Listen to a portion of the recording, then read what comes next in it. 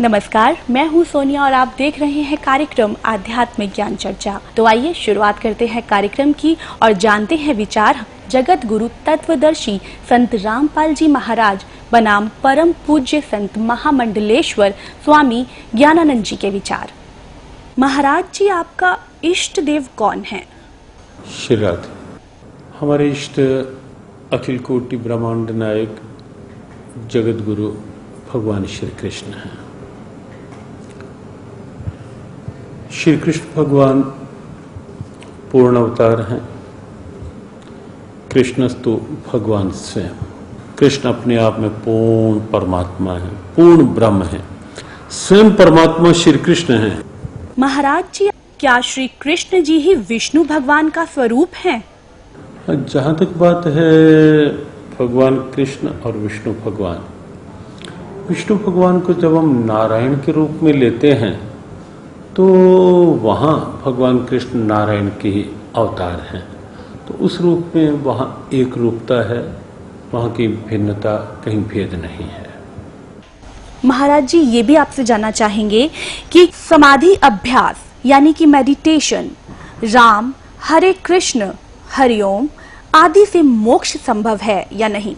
परमात्मा का कोई भी नाम है, राम कहें, कृष्ण कहें, ओम कहें, कोई भी नाम है, वो निश्चित रूप से सक्षम है।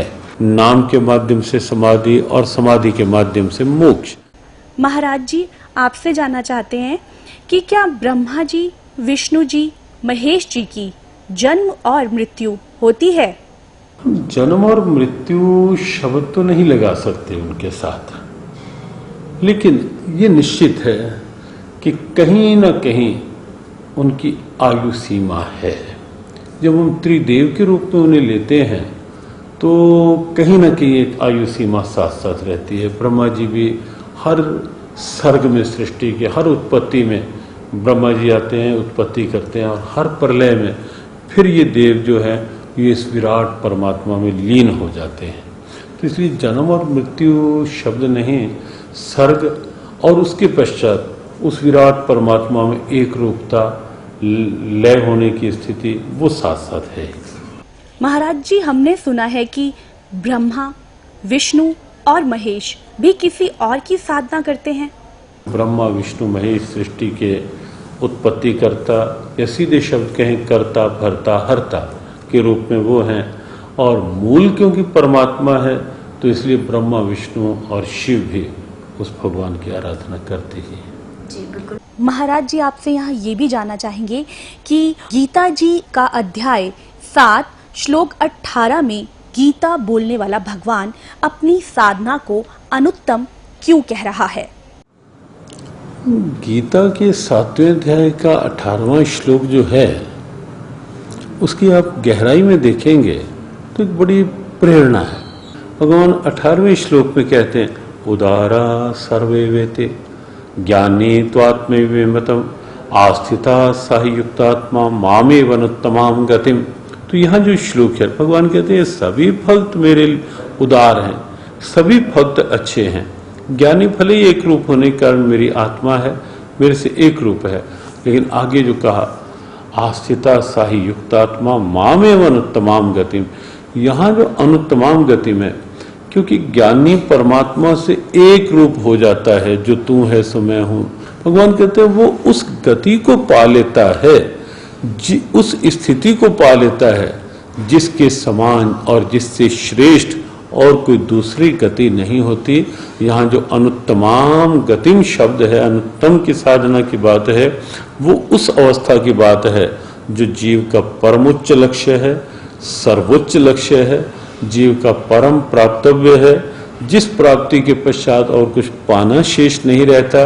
ये गीता की एक दिव्यता है जो इस श्लोक के माध्यम से भगवान ने प्राप्त करने की प्रेरणा दी और कहा कि उसके समान कोई गति नहीं।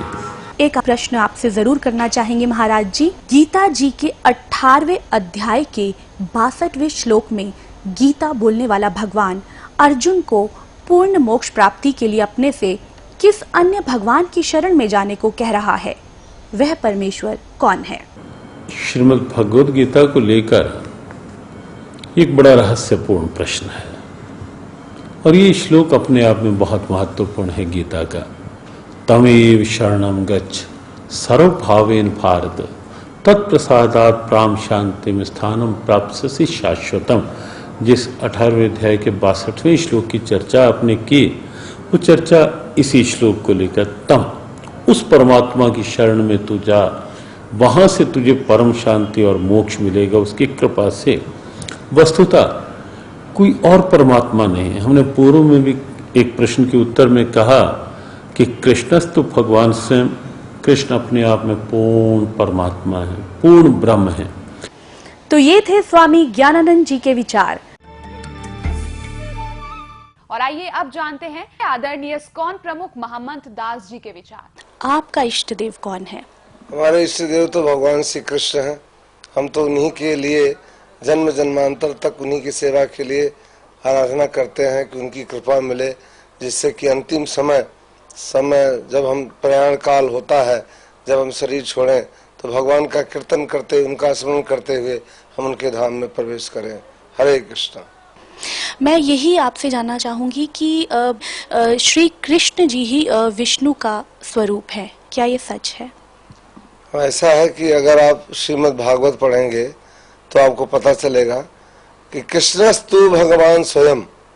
विष्णु में और कृष्ण में कोई अंतर नहीं है, केवल एक ही अंतर है कि जैसे कोई व्यक्ति ऑफिस में और अपने घर में हो, तो जब वो ऑफिस में जाता है तो बहुत सज संवर के ड्रेस वेस ठीक से पहन के जाता है। जब घर पे है तो कोई फॉर्मेलिटी नहीं है। तो श्री कृष्ण का जो स्वरूप है वो निज धाम में है, अपने घर में बैठे हुए। तो जब उन्हें पालन करना होता है तो विष्णु के रूप में मुकुट उकुट पहन करके और विधिवत सुदर्शन चक्र धारण करके फिर हो जाते हैं। प्रभु जी, यहाँ एक और है जहन में हमारे सवाल कि समाधि अभ्यास यानी कि मेडिटेशन, राम हरे कृष्ण हरि ओम आदि से मोक्ष संभव है या नहीं? ये तो बहुत उत्तम स्थिति है, लेकिन समाधि कैसे होगी जब मन हमारा भौतिक वस्तुओं में उलझा हुआ है? समाधि कैसे होगी?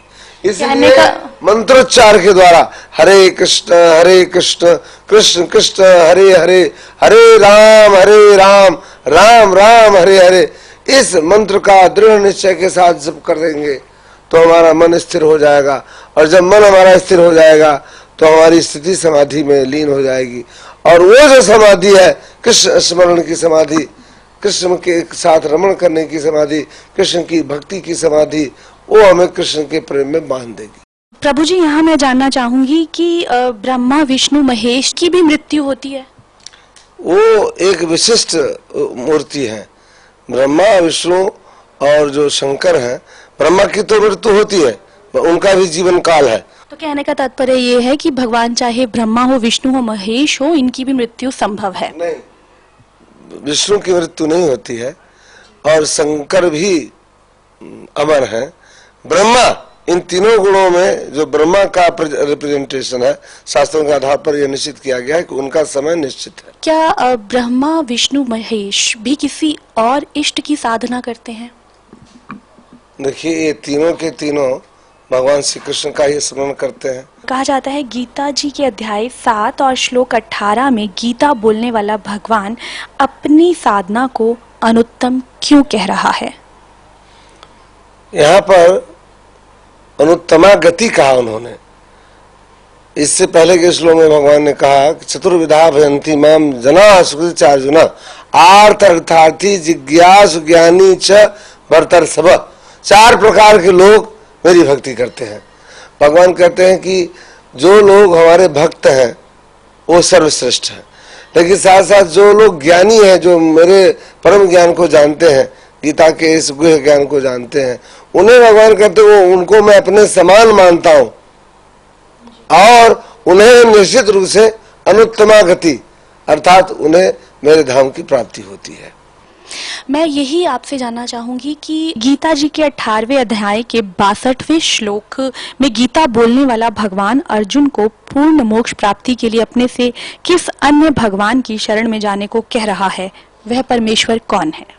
कृष्ण के अतिरिक्त तो कोई भगवान ही नहीं है कि उस परम ईश्वर की अर्थात उस श्री कृष्ण, उस मेरे कृष्ण की या मेरी आराधना तो हृदय में बैठ के करो। ये थे आदरणीय इस्कॉन प्रमुख महमंत दास जी के विचार। और आइए अब जानते हैं जगत गुरु तत्वदर्शी संत रामपाल जी महाराज के विचार।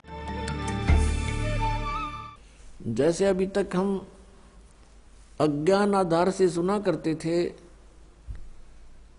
कि श्री ब्रह्मा जी, विष्णु जी, शिव जी ये अजरो अमर हैं, सर्वेश्वर हैं, इनके कोई माता पिता अर्थात जनक नहीं है। ये अज्ञान था, सत्संग नहीं था। जबकि इनकी जीवनी में लिखा है कि ये नासवान है, इनकी जन्म मृत्यु होती है, दुर्गा इनकी माता है और काल रूपी ब्रह्म इनका पिता है। तो ये अज्ञान था। अब यहाँ थोड़ा सा प्रमाण देना पड़ेगा, नहीं तो भक्त प्रथम बार इस बात को सुनेगा कि ब्रह्मा विष्णु महेश नासवान है, इनकी जन्म मृत्यु होती है, तो बिदक जाएगा और हो सकता है फिर ये कभी वचन भी ना सुने। उसका दुर्भाग्य होगा, क्योंकि सच्चाई से दूर भागना नहीं चाहिए। सच्चाई को धैर्यपूर्वक सुनना चाहिए, फिर विचार करना चाहिए कि सचमुच ये कितना सत्य है। और सत्य है तो फिर सत्य के लिए हम भटक रहे हैं। सत्य मिला और हमें अपना कल्याण हुआ। अभी तक हम असत्य में भटक रहे थे, असत्य साधना कर रहे थे, असत्य ज्ञान सुन रहे थे, असत्य परमात्माओं पर आश्रित थे। अब हमें सत्य मिलेगा तो ग्रहण करेंगे, हमारा सबका मोक्ष हो जाएगा। अब देखिएगा, थोड़ा प्रमाण दिखाते हैं श्री देवी पुराण में। देखिएगा, श्रीमद् देवी भागवत गीता प्रेस गोरखपुर से प्रकाशित है। और इसके कौन है संपादक? हनुमान प्रसाद पोदार चिमनलाल गोस्वामी। और ये गीता प्रेस गोरखपुर से प्रकाशित है, मुद्रित भी वहीं से है। गीता प्रेस प्रकाशक एवं मुद्रक हैं गीता प्रेस गोरखपुर, गोविंद भवन कार्यालय, कोलकाता का संस्थान।